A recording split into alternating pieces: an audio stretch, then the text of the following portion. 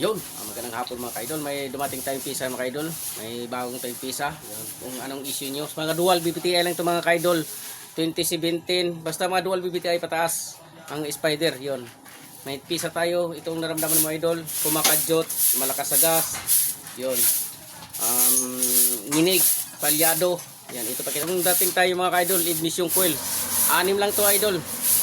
Pag post ko nito, baka isang linggo ubos na to. Kaya paunahan to mga ka-idol. No?